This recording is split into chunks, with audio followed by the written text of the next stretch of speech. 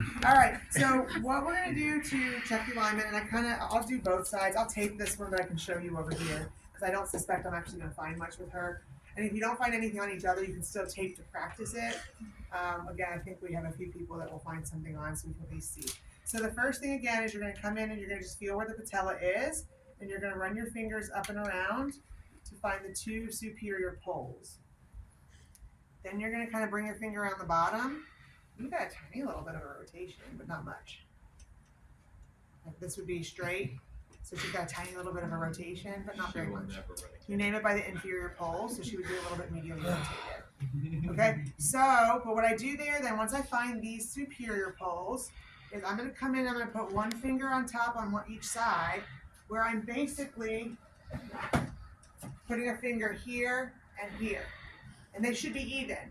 We shouldn't have one deeper than the other. Okay?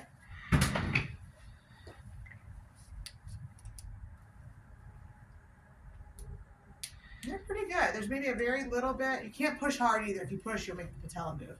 All right?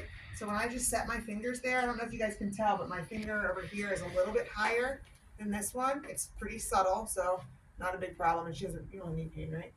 So not really a big deal. I can just tell from looking here that this thumb is just a little bit higher than the left. That would be called a lateral tilt. Okay, so when you're doing this side by side this way, it's a tilt. Okay, we can come here now and we can put our finger right over the inferior pole and the superior, and those look pretty darn even to me. But this is called a tip. Superior tip, inferior tip. So if you saw this, they'd have an inferior tip of the patella. This one's pretty common because if the quad tendon is tight, it's going to pull harder here. But I don't get a ton of tips anyway. So we had tilt, tip, rotate, and then we have glide. Now how we check for the glide is you're going to take your finger and drop off the lateral aspect of the patella, and you should be able to kind of drop right down and feel that lateral wall of the groove. If you need to push it medially to feel the groove, they're just slightly laterally. She's very, very slightly. Like I come down, it's not there, but this tiny little bit, I'm right on the groove. My finger right now is sitting on top of that little ledge. So very slightly. Some of people, I'm like, there it is. That's someone I'm gonna take, okay? I'm gonna take her just for fun to show you, and then we'll pull Joseph up and see how his knees look.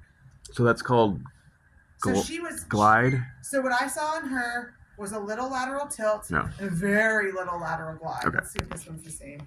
I can't tape from the opposite side, so I'll have to tape this one.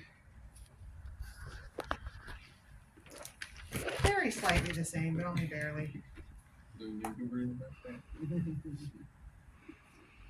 not rotating on this side.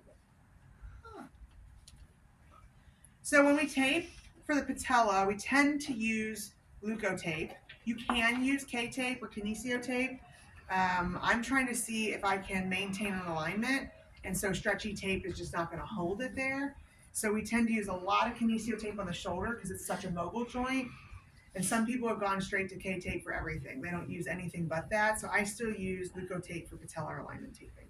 This is called cover roll, and it just protects the skin. There's no tug or force placed with this. This is just strong stuff that can stay on for a few days. So we put this down to